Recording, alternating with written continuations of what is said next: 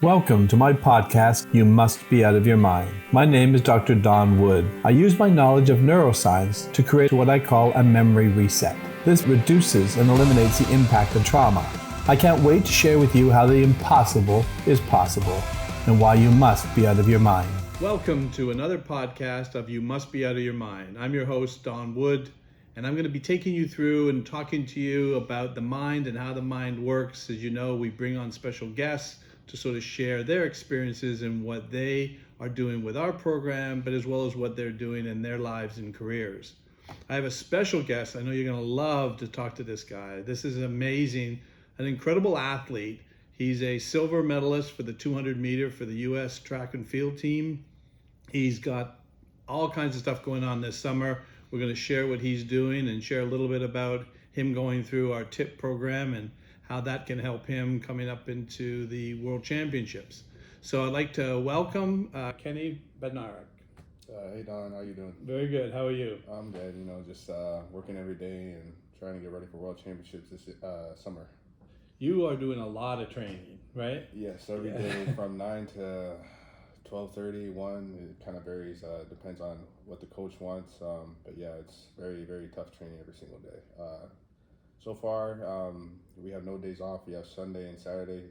We're still training those days. I just got lucky this past week just to have a day off on Saturday. But yeah, every single day we're grinding it out, and this heat is not making it any easier. For sure. So Kenny came in here today after working out. So what happened today? What was going on for you today? Today I just had, I would say it would have been easier if it wasn't so hot, but I had 250 meters to run, also with 150 and then 250 meters starts. Just working on my form and technique and going all out, max velocity with my body, and it was a tough day. I didn't go as fast as we usually do, but I think today was more of a volume work for lactic acid in the body, so I had a good day though. So your specialty really is the 200 meter, right? Yes, the 200, but the 100 I'm dabbling in because I'm good at it, but I can also get better. I need to work on my block starts. Those have been kind of holding me back a little bit in the 100, but in the 2, yeah, that's my specialty. Yeah. So you just finished the trials, right, for the team? World Championship trials, so USA champs for us. I was like last week. And yeah, I went in for the 100 meters in the 2, and I ended up getting 8th or 9th in the 100. Wasn't my best performance, but considering what happened early in the year, I was happy to have that. Make it to the finals and run a 9:98 at the end. With the 200 meters, I did pretty well in there. I got 4th. Still kind of the same thing. Not my best performance, but like I said, just from what happened to the beginning of the year till now, progression-wise, it's been good, and I came out healthy, and I made the team. Excellent. Well, that was why we met, right? So the idea was you go to see Dr. Sorchi, who works with you physically. Yep. on make sure to keep my body right. Chiropractic, very good at what he does. Yeah. And so we're good friends. We know Dr. Sorchi, so he contacted me and said, get together with Kenny. I think it could really be a benefit to him. So we're now starting to work together. And yeah, and I'm loving it so far. Oh, yeah? Yep. Yeah, it's making me think about a lot of the things that I've been thinking about subconsciously in the past, and I think it's going to be very beneficial for me from now into Worlds and so far in daily life. Yeah, because it works on all of that. Yeah. So it's a performance, as everybody knows if they listen to the podcast. The idea is the name of the podcast, You Must Be Out of Your Mind, right? So your mind has been working a certain way for a long time. We basically want to reset and update the way the mind works. And so what we were doing with Kenny was taking him through the entire program. The World Championships are coming up in another couple weeks or so, almost 3 weeks. A week and a half. Yeah. It's coming up quick. Yeah. So the idea is we're going to check back in, and hopefully we have a couple gold medals or something. Yeah, that's the plan.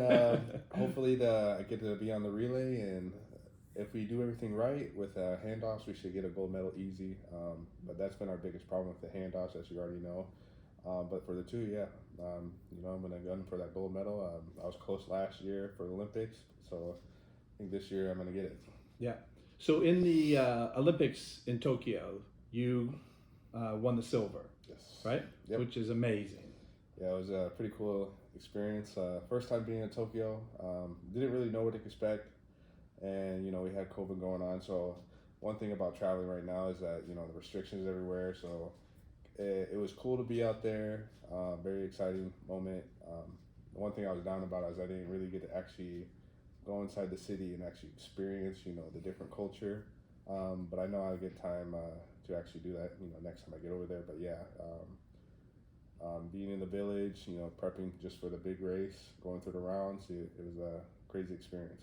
Awesome. Now you mentioned something about a handoff. So people who don't understand what you mean by handoff in the relay, right? So you've got four men, Yep. right, running. So tell us what happens in a handoff. So you got four men, 4x100 meters. Each person runs 100 meters from the 400-meter to the finish line, and you got the baton, and you got to make sure to get through the exchange zone and hand it off to the guy with a nice clean handoff. All of that is crucial. Doesn't really matter how fast of a person you got in the race, because if you end up missing a handoff, so you can take seconds off. So all of that is very crucial. So we got to make sure to have training camp just so we have all those working well, and you got to have chemistry with all the other athletes. And if you don't have chemistry and all that, then nothing's gonna happen. So from what I understand happens is as you're running towards your teammate, they have to start accelerating as you're handing it off, right? Yep. It depends. You got to figure out when you need to take off, because not everybody is the exact same speed. So when they hit a certain mark, that's when you're cue to go. But then you have to make sure that you get the batons within the exchange zone. So I forgot, there's like a triangle right in the beginning that you pass, and then there's another one which is the end of the exchange zone. You got to make sure to time everything correctly and smoothly, and then you hand off the stick, and then you keep going, and it goes to the next person. Right. So a dropped baton is a lost race, right? Yeah, drop baton is a lost race. You're done. You can't really do it. You can pick it up, but at the end of, the time you go and pick it up, you gotta re-accelerate, and you're already done. There's no catching everybody that's already at max velocity. Exactly. Yeah. So there's four people in the race. When you run in the relay, where are you typically running in that? What leg are you running? For me, I used to be last going into high school and college, but now that I'm on the pro level, I haven't really been able to run with these guys because there's a lot of politics going on when you get up to this level. Every athlete is fast, and all the coaches want to make sure to get their athletes in. So, a bunch of politics. But for me, I think the best spot would be first or third, just because when I run my 200 meters, my turn is one of the best in the world right now. I don't know why. Like the 100-meter start is different for me. Like I struggle with my start there, but once we are on the turn for the 200, everything just clicks for some reason, and I just run the heck out of that turn, and I'm always leading the race most of the time. So for me, it would be first or third, because I think that would be the best spot for me to do what I'm good at, and it's, I don't know, like best position to help the team. Yeah, because when I watched some of your races, that's what I saw. Is on that turn, you look like you had another gear. Yeah, I don't know. I think it's all a whole mental thing too, and that's another reason why I'm working with you. So I make sure that I have full control of everything I do, because once I have full control, that will help me in the 100. I mean, part of my reason why I'm struggling in the 100 is my reaction time as well, because I'm also thinking about too much right in the blocks, and then the gun goes off, and then I'm always the last person out of the blocks. Yeah. And but yeah, every time I'm in the turn, I'm always leading. So perfect. So that's our goal. So my actual best was I jumped out of the blocks. I was really good out of the blocks. I didn't have the kick at the end, so I sort of had to hold on. That's something that's common for a lot of shorter sprinters, because for me, since I'm so tall, it's harder for me to get a certain angle that smaller athletes have to be explosive out of the blocks. Yeah. I mean, like Usain Bolt, I want to say he had the best start in the world, but he just had a good enough start where he's with everybody, and that's all he needed. And that's the thing that I need to work on. If I can just get out with them, then the rest I could do. It'll be the easy part. But right now, the hard part is just the beginning. So a lot of short sprinters have it easy just because their body's already so low to the ground. And once they get out of the blocks, the angles that they have is a lot more beneficial for them than me, because it's hard for me to get those same angles with the longer legs I got. Yeah, that makes sense. Yeah. It was sort of the same way in hockey because I had that sort of lower center of gravity. I could pick that speed up really quickly. Yeah. And that was really hard, especially for the bigger guys. If all of a sudden I just put on a burst, they couldn't turn fast enough. Yeah, exactly. And that's one thing. I feel like a lot of shorter sprinters have a struggle with maintaining it. Like, right, they can get out as fast as they can and lead the race, but a lot of them have trouble with maintaining. So if they can maintain it, then they consistently run those fast times every single time they step on the track. And speaking of like smaller people, they all got advantages. We all got advantages for being small or big. Football players, when you have to have that leverage to pick up the lineman or whatever. It was for me when I was playing football and I had to play outside linebacker for a special play. It was just hard because like I would always have somebody that was smaller than me, and then like he would pick me up, but then I can't really do anything because I can't get underneath him and pick him up from his pads and up. So everybody has their leverage, being small or big. It just depends. Everybody can work on all that, but it's just hard. So like for me, blocks right now is just the one thing that I need to get down because, like I said before, once I get that down, then the rest of the race is going to be easy for me. And I think that the key to that is keeping your mind quiet. Yes, exactly. Yeah, because right now is just I think a little bit too much. I get in my own head. Yeah, and that's going to interfere with you being able to really get out of the blocks quick because your mind is using energy. Exactly. Right, yep. And that's the energy you need for that explosiveness coming out. Like my coach says, less is more. So. Yeah. Yeah, it's funny in hockey too when you're talking about lifting up, right? The best fighters in hockey were the smaller guys because we could punch up. Oh, exactly. And you could actually do a lot more damage punching up than you can. The bigger guys punching down didn't have the same leverage. I've never actually watched hockey, but what is the whole thing with them getting in fights? What's the rule with that? It's really interesting because it's always been in hockey. They've never taken it out of hockey. But I think it's actually, it sounds crazy, but it's actually a good release because it allows sort of that frustration to get out if somebody has sort of got to that point where you don't want people using sticks because they're carrying weapons, right? Yeah. And so it was considered cheap if you used a stick to sort of get at somebody. But if frustration levels built, they would just duke it out, go sit in the penalty box for 5 minutes. Right? That's crazy. Yeah, but it's always been a part of hockey, and no matter what, they've never taken it out. And and it provides some excitement in the game. People love it. Yeah, that's actually interesting. Yeah, and they don't do it in football because I think we've got. They got so many pads on it. Yeah, so many pads. I mean, once you see somebody hitting somebody, then they're off the field and they're suspended a couple of games. Yeah. So that's pretty interesting. I saw it. I see it all the time, but I never actually understood it. So that's why. You got to go to a hockey game and watch it. Yeah, I got to at least watch one. Yeah. I've been to football. I haven't been to hockey. I've been to one basketball, and I feel like I need to watch baseball to appreciate that a little bit more. But it'll happen one day. Yeah. Well, when I was in school too, I'm sure you had the same thing. When you're in school, they want you on every team, right? Because if you're a good athlete, they're trying to put you on every team. And they try to get me to.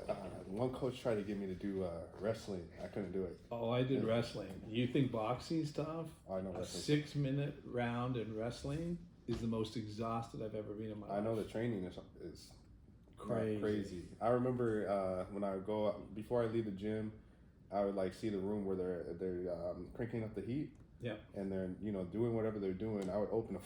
It's like, oh. And then, like I said, the guy tried to get me, and the main reason I said no is because right after, wrestling was track season. You got to cut down weight or gain weight, and I was like, I can't tamper with my body like that because I already knew track and field was going to be the thing that was going to be my main focus. It was either track or football, and I had to make the sacrifice to, pick one, and I decided to go with track because I was excelling in that more than football. Like I think I was pretty good at football. I had a few schools that wanted me, but I already knew track was the safer route. And when I actually met Dr. Paul, I actually have one of the vertebrae here missing. So he was saying like, if I got probably hit, good. You didn't play football. He literally saying if I got hit, just the right way, I could have been paralyzed. And I was like, I didn't even know that. Wow. So it's crazy. So interesting. So when did you When did you make the switch to just say, I'm going to just go track? How old were you? Well, I was doing football all the way up until senior year. And my junior year, I was kind of contemplating whether to quit or not. And it was more just the reason I was like, you got one of the fastest kids in the country, and our system wasn't really. I was a wide receiver, so our system wasn't really throwing me the ball. More play action and letting running. So I was kind of felt like I was wasting my time. But I ended up staying, and we ended up winning state my senior year. So it's kind of like a fairy tale, like a dream come true to me.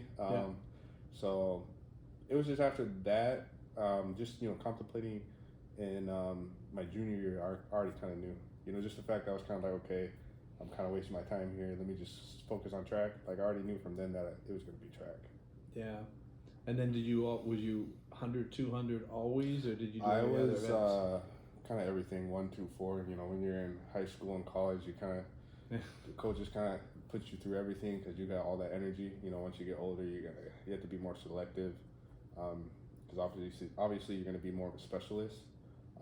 But yeah, I was 1, 2, 4, but mainly a 4-2 guy, and that's what I mainly did, the 4 and the 2, like my whole high school career, college career, and like I dabbled in the 100 a little bit. I didn't really make the transition in becoming a 1-2 guy until I met a coach here. So, right, yeah, and like I said, when again I was in track in high school, not at your level, but the same thing they used to do. So the 100 was good for me. The 200 wasn't as good for me. But they'd make me run the 200. They'd make me run the 100-meter hurdles. They made me do the long jump, and I was not a good long jumper. You'd probably be a good long jumper. I actually used to do long jump. I would say for high school I was good, but my technique was trash. Was it? Yeah, it was very bad. I remember just running out, kind of just like, you got to plant your foot and jump. I would kind of just run through it and kind of do like a skip or something. So I did that. I also did high jump as well. But yeah, they never let me do hurdles because for me growing up, I mean, even now I'm kind of a clumsy dude, right? Which is kind of weird because I'm an athlete at the highest level in that this kind of sport, and like I'll trip or something over nothing. Yeah. So I can say in a way I'm uncoordinated. But yeah, just they wouldn't let me do the hurdles just for that reason. Like, oh, you probably do something dumb and then trip and then chaos. Yeah, because you could really injure yourself. Yeah, I've seen some of the injuries in there. It's bad. Yeah, I never liked it. But like I said, when they take their best athletes and they run them in everything to try to win, but it's all points, yeah. But it wasn't smart because by the time I got to the finals in the 100s, I was exhausted. Yeah. Right? I didn't even really think about it like that too because, they make you do this. And then like now me looking back and I'm like, dang, they're like running you like a dog. Yeah. But then like again, you're a kid, so you got all that energy. I mean, you're going to be taxed obviously after all that, but it's like you got so much energy and then the coaches are always like, we need to get these points. You're our best athlete. This. And I feel like, I mean, at any level, coaches are always going to be like that. You got your best athlete, you want to win, and most of them, some have best interest, but some also, just think about winning. You don't think about the athlete. So yeah, they want to put up numbers on their board to make them look good. Yeah. So I mean, the important thing is when you go to college, and then I mean, even in high school, college, high school, or pro, you got to make sure you have the right person and then make sure it's the right fit. And that's something that I had to learn in the beginning, coming out of. Well, actually, I started with college because I think in high school I was pretty good. I had all good people around me. It's just when it came to college, I had all these coaches come to see me, and the vibes that were giving me, I didn't like this guy, I didn't like that guy because I already could tell like their main goal is just to win. Yeah. And I ended up going to the junior college route just because of grades. I was lazy in college. Right. I was lazy in high school. I just wanted to focus on my sport. So, I go home, do bare minimum homework, and, I regret all that because, I mean, I kind of regret it, but I also don't because I'm still here. Right. The route I had to take was different from others. I had to go to the junior college, even though I had all those schools that wanted to see me. I was thinking about commuting to Oregon just before, I had to go to college. But then, like I said, grades, and, it was a lesson learned. So I went to the junior college route, and, I don't know, there's a lot of stuff that went on with there, but I ended up getting through all that whole system, and then it came to the pro, as soon as I popped off my fast times in college, I had agents, hitting me left and right, and I had to make sure to, weed out who, I didn't think was good for me, and I ended up finding the right person, and then, now I'm here just training with a good coach, and, just trying to get better. And that's really the key, right? Is to get in with the right people or the right coaches. It's very important. If you don't have the right people, if you don't have the right, just the right staff, if your mind's not right, all those little things are important. Because I already know, like we talked before, like I got hurt in 2019, like we were talking before, and subconsciously when I pulled my hamstring, like that's stuck in my head. So what we're me and you are trying to work on and not thinking about that, because that will help me in my 200. Because always, like you saw my race before, there's sometimes I'm running and I'm leading the race, and I kind of just stay at that same pace. I don't know. It's just weird. It's like a glitch. It's like in my head, like I'm winning, and then I'm like, okay, I'm fine right here. Yep. But then I just need to get rid of that, subconscious feeling in my head, and then I can just keep going and push it. And I mean, there's been several times where I just said, all right, we're just gonna go. If I pull my hamstring, I pull it, and that was the Olympics and Diamond League champs. That's when I literally was just like, okay, let's go get this. We got nothing to lose. Last race of the year or whatever, and I just ran, the heck out of the turn, and I maintained the lead, and I won. Yeah. But for us, we got to be consistent. So that's why I'm looking forward to working with you. Yeah, and this is what we talked about, which is really good for people to understand, is that what Kenny, when we were talking and going through the program, I asked, have you ever had an injury? And you mentioned, yes, I had an injury. Yeah. And then I asked Kenny, I said, where did that injury occur on the race? And it occurred right at that turn, right after you'd made the turn. And that's when we saw that was when his times would start to slow down. Mm-hmm. And what we talked about is, in your mind, it was trying to protect you, mm-hmm. right? And actually subconsciously, you wouldn't consciously do that because it didn't make any sense. Mm-hmm. But your subconscious is survival based, and it's remembering the time you got injured and then trying to protect you. And I thought that was crazy, because when you were talking to us about that, I was like, oh yeah, that makes sense. Yeah. And I like the whole analogy where you're kind of like, it's science, and you gotta think it's like technology, you say, when you say in the brain, it's more of a glitch. Yeah, glitch. Yep. And it's all data. Yep. So it's gonna keep going through the same thing, and all you gotta do is just clean it out and all that stuff. Get rid of the air or whatever, and just the way you think about it, I like it because it makes it simple. Yeah. I can totally understand. It all makes sense. If I just view my body as like a machine or a computer, all that makes sense. Get rid of the error, then I'm fine. Because you're going to be focusing all your energy on trying to fix that error, then you won't be able to use the whole, computer itself to make it all at 100% and maximize, everything, which makes total sense. So yeah, it's just like what I said. It's just a glitch. It's an error message. The mind is constantly doing Google searches. So when you're making that turn, your mind all the way along has been saying, what do we know about these kinds of races? What do we know? And what it does is when it gets to that point, it says, oh yeah, that's when we got injured, right? So we better hold up a little bit so we can make this turn without the injury. And then that changes your speed, right? But it's all subconscious, right? Yeah. And if anybody had asked you why it's happening, you wouldn't have known until we talked about the science behind it. Exactly. And that's why the way you talk about it, it's all brilliant. I love it, because I know it's going to help me out a lot. Awesome. So great. So Kenny, one of the things I want to share, because this is really important for the audience to understand, is we watch U.S. track and field, watch the Olympics, and you see these guys, and you see the guy that comes in 8th place, and you go, oh, that guy really didn't run very well. That guy's probably the best athlete you've ever seen in your life. Yeah. Right? The level of competition and skill level when you get to where you are is so incredible. You're probably the best athlete probably anybody that had met you had known, right? When you get to that level, explain how difficult it is to be the best. It's very difficult. You got to make sure, you got to change your life. With me, like I said, I got hurt, and then I signed a deal with Nike, and, I was still kind of doing the same bad habits I was doing because, in college, you're just a kid, don't know any better, you're trying to learn new things, and then going to pro, like how it was for me, they gave me the money, and it's kind of like, okay, go figure it out. Right. Which is obviously not good, but I ended up finding the right people and understanding more about diet and, you know, the mental health and, you know, everything, recovery and all that. And there's just a lot of things I had to give up. I had to change my diet, make sure to eat everything that was, you know, you're fueling your body like it's a car. So you put bad fuel in it, you're not going to get, you know, the output is not going to be there. Yep. So, you know, I had to change my diet, had to change my mindset. You know, I can't be staying up until 1 to 2 in the morning like, you know, other kids are used to. You know, playing games or just, you know, chilling. You know, there's a lot of sacrifices. Can't really go out and, you know, hang out with my friends all the time late, can't party. Got to be very disciplined. And, I mean, it's hard, but, you know, the benefits is there. And I love it, though, because, you know, it makes everything easier for me. And, you know, I'm all about my job, and I want to make sure that I'm consistent, and my goal is to be the best I ever do when I get done.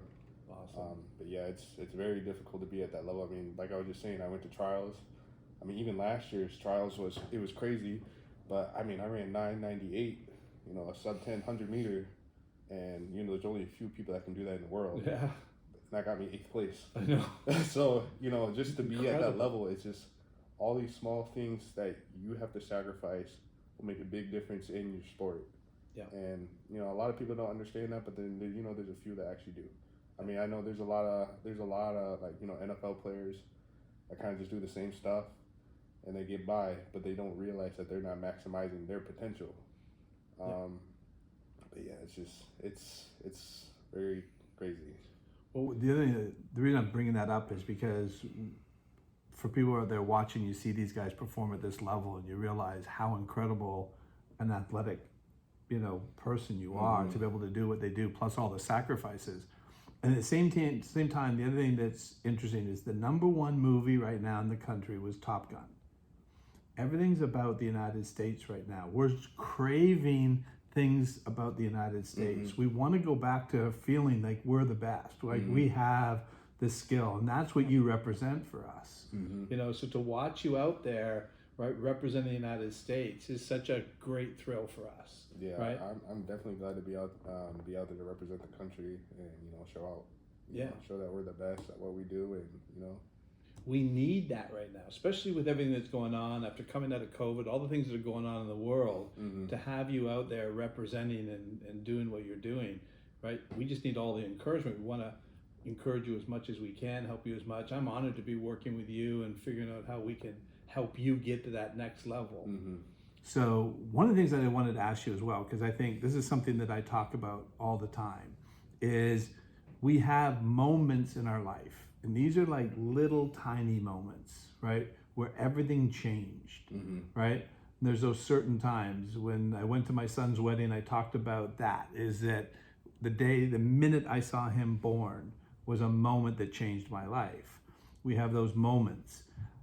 I can imagine the moment for you had to be standing on that podium, right, representing your country, right, getting a silver medal. Tell me what that moment was like. I mean, as soon as I crossed the finish line, that may have been the moment. I mean, that's when it started. I mean, there were several moments, but, you know, I crossed the finish line. I was kind of like, what just happened?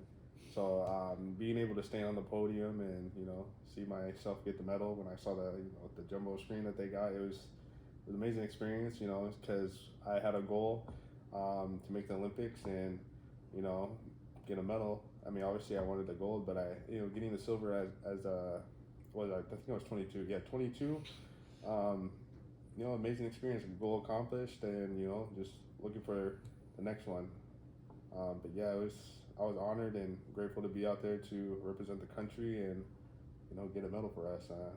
But yeah, I didn't realize how much of an impact I had, you know, in the U.S. and especially at home, because I just went home recently, about a month ago, and they're just crazy about me, and it was just like, wow, like I really left an impact, and it was also for junior college kids as well, because for me, I guess I'm kind of a symbol right now for them, because it's not really common for a kid to go into junior college and come, you know, go pro right out of junior college, because it's just the equipment, the staffing, and the coaching is not going to be as good as the NCAA. Right. So it's a little bit harder to get to that level, and, you know, I made do with everything I had, and, you know, just kept grinding to make sure that I got my goal, and I came out. So I had, you know, kids left and right, you know, kind of inspired a little bit of what I did. And there's always a sense where I know there's a thing where people are kind of ashamed when they go to the junior college route. Like me, when I found out I had to go, I was ashamed because it's kind of like, well, okay, people are gonna think I'm stupid. You know, I was a talented athlete. I'm just gonna be another statistic to disappear. And you know, I didn't want that to happen. So, you know, with any situation, I feel like anybody can, you know, get out of that situation. And you know, I just, you know, being able to get out of junior college and inspire, you know, all the kids that are still going to junior college, I think it's good.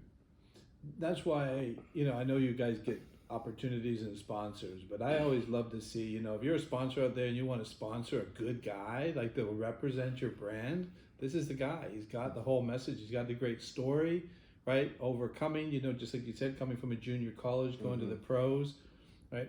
Those are the kinds of stories that people need to hear. They need to inspire, you know, a lot of people out there, and sponsors, you know, are always looking for the right image. I definitely think you present that right image. Thank you. Yeah, I appreciate that. So we look forward to what's going to happen at the World Championships, right? Yeah, see where you're I'm going. excited. I mean, earlier this year I ended up breaking my toe, and you know, I didn't really know what was going to happen with the season, and I just made sure to do everything right just to get back into form. And I was a little bit worried coming into the trials, but I listened to my coach and I listened to, you know, my body, and I ended up making the team. And you know, for me, it was kind of hard because after what I did last year, you know, you kind of want to build off of that. And then when I broke my toe, it was kind of like a reset. Like, okay, I got to start over. But like I said, I made the team. All the hard work I did early on, making sure my toe was correct and everything, and you know, just being able to make the team and just to train a few more weeks, I think it's going to be, you know, the thing that's going to spark everything for Worlds, and I'll be able to, you know, get that medal. And over the next few weeks, you're continuing working through our program that we just went through. So we did it, about a week ago, maybe? Yeah, and you're listening to the audio. So our goal is to be able to get, you know, Kenny out of his mind the way it was working on that turn, so that you can perform at your highest level and see that kick come right around the corner. Yeah, exactly. And like I was saying, before the injury, it was kind of like when I was obviously younger, you know, I was just running. But now, since I got hurt, it's kind of like, you know, subconsciously overthinking, oh, what if I do this? What if I do that? What if this happens? You know, I need to get back to that state where I'm just like not thinking about anything, you know, just flowing and going. Yeah, that flow state, which is flow state. Alpha brainwave. So when you're in that dominant alpha brainwave state, the subconscious knows how to run. Yep, exactly. Right? All we had to do is get that glitch that had set up, because your mind wasn't trying to hurt you, wasn't trying to get you to slow up to not win the race. It was trying to protect against an injury. Pain is a very big motivator to try to stop the mind. So Tim Burke came to see us. He's a world long drive competitor, competes in those long drive championships. And he came in to see us. We took him through the same program, right? He goes a couple days later to compete in the first tournament of the year. And I saw on the Golf Channel that he had made the finals. So I texted him and I said, "How you feeling?" And he wrote back, "Alpha, baby, alpha." He was in alpha brainwave state. He won that tournament, won 2 of the first 3 tournaments of the year, and made the finals of every tournament. So we're excited for you to see the same things, and we'll continue working with you, right, all the way through the Worlds and on, right? So we got another Olympics coming up at some point, right? Exactly. We'd like to see you. We'll definitely be there. I'll make sure I'll be there. You know, the only thing that's going to stop me from getting there is me. Yeah. You know. So Kenny, if you could speak to people who are aspiring to do what you do, right? Speak to some people that you could make a difference in their lives. What would you say to them? I'll tell them that to keep working. Anything is possible. If you set your mind to it. I mean, obviously for everybody, there's going to be ups and downs. But you know, you just gotta stay the course, and you know, if you want to fulfill your dreams, you just gotta keep working for it. I really believe that if you work hard enough, you'll be able to reach your goal. Yeah. So talent is part of it, but discipline and hard work is the rest. I feel like talent is the easy part. The hard part and the messy part is, you know, the work ethic and all the other stuff. So I mean, anybody can have talent, but if you don't do anything with that talent, you don't do all the extra stuff that's needed, that talent's only going to take you so far. And you're going to fizzle out eventually. Yeah. And what I love about it is you're open to working on the mind, because everybody would think, you know, 200 meters track and field is all about power and speed and training the body. No, there's so many athletes like that. I don't really know much about track and field because I've never really I watched the Olympics and seen Usain Bolt, Johan, all those people, but I was never the type. I wasn't like a super track fan where I'd be like, oh, let's see this, all the stats and all the other stuff. So when I went pro, like I'm finding out, besides Usain and all the other big names I knew, I'm finding out who this person was, who that person was, because I'm like, I don't know who these people are, but all these people like used to be so good. Or there's, some of them are still running, like this girl named Shelly Ann Fraser-Price. She's Jamaican and she's like 30 something right now, and she's like, at the top of her game right now. So I just found out who that person was, last year because she went to Olympics and she was running crazy and she ended up getting a medal. There's just so many athletes, like if they don't get their mind right, when they're in college, they're on top of the world, but once they go pro and they got all the other stuff they got to deal with, then they always end up disappearing. Yeah. Because there's so many athletes that I've been finding out, this year, last year, and maybe in the future, like, oh yeah, that guy used to be so cold, or he used to run so fast and stuff like that. I'm like, what happened? They're like, we don't know. Yeah. And I think it's all in the mind. I see so many people, like even some of my teammates, they're running fast at practice, but it's just the mental that they need to get right, because when they run, practice, you can do whatever you want at practice, but once you get to the event itself, you got to make sure everything's aligned, and you got to make sure their mind is right. If it's not right, it doesn't matter how fast you ran in practice. You're not gonna do it when it matters. Yeah. When it gets into competition, it changes the way the mind works. Exactly. So the key is to be able to get that under control and have the control over the way your mind works, and it changes everything. So one of the things that, if you remember in our program, we talked about atmospheric conditions, the things that have happened in your life, right, that affects the way your mind has been working. So if people have had a lot of, past trouble in their lives or trauma or whatever, that will have an effect on their mind. But the whole point of that story was to talk about sometimes there's things that are out of sight of your control. So even if you look at in terms of your atmospheric conditions where you really didn't feel like you wanted to spend as much time working on school, right? If you could talk to your younger self now, right? You could sit down with young Kenny. What would you tell him? Oh, I tell him to study and do everything he needs to do. I mean, like I said, I'm grateful to be in the position where, because I still got to, even going out of JUCO, but it would have made everything a little bit easier for me, because the fact is, if I ended up going to the NCAA, I would have, my transition from college to pro would have been a little bit easier. And, when it comes to contracts and, coaching and all that stuff, it can make a big difference whether you come out of junior college or college, because it's kind of like in this business, kind of like who you know. And when I went to the junior college, there was a coach of mine that I wanted to stay with him. But the shoe company, Nike, was like, we don't know who this dude is, and we're not going to pay you if you don't go over here with this coach. It's kind of who you know. And, it makes sense because, they want to invest money in this athlete, and they don't want to take the risk. And you're like, hey, okay, we're going to give this money, you can stay with coach, but we don't know who your coach is. So, they're going to take a risk and be like, okay, what if he fizzles out or something like that? Which is understandable, but, wasn't the ideal situation that I wanted, but, was out of my control. But I feel like if I went to the NCAAs, it would have been a smoother transition, because everybody knows each other from the whole system and the shoe companies, and it wouldn't have been as tough of a transition, because I feel like the contract would have been different, the contract situation would have been a little bit different, and just finding a coach, I think I wouldn't have been as I would have been less scared about the whole situation, because for me it was kind of like, okay, I got this coach I like, but y'all trying to send me over here to some dude I don't know, into a place that I don't know. I'm going to Florida, from Iowa to Florida. I don't know what's over there. I don't know who's over there. I've never been there. Right. So the whole situation for me was kind of like scary, because I had to pick up my stuff and leave. May have also, if you think about it, could have been a benefit too, because coming the little harder route maybe gives you a better appreciation. It's going to be a better story.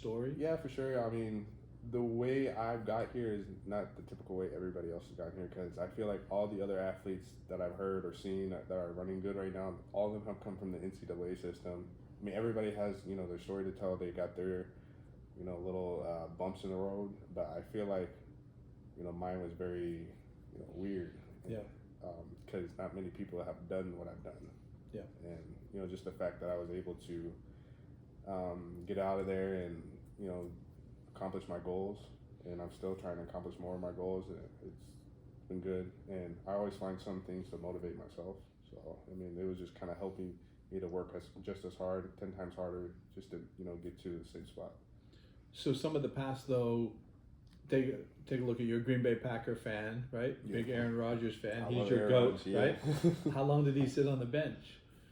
Right, and not get 4 to 5 years, right? Yeah, yeah, and may not get his opportunity if they didn't take a chance. Yeah, Look at the criticism that the club took for moving Brett Favre out to put Aaron Rodgers in. They took some, you know. The best thing they did, though.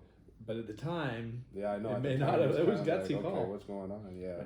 But somebody had to do the same thing with you, is give you that break, give you that chance, yeah, right? Exactly. Yeah. Right. So a lot of times, so the message is if you're not making it in all the things that you're trying, don't quit. You know, look at you Kenny. gotta just keep going, and I mean, something will come around, and there's always going to be opportunities that will appear. Awesome. Well, it's a perfect way to end. Thank you again for watching another episode of You Must Be Out of Your Mind. Kenny, thank you so much. Thanks for And having me. we're going to keep following you and working with you. And Yep. great things ahead. Yep.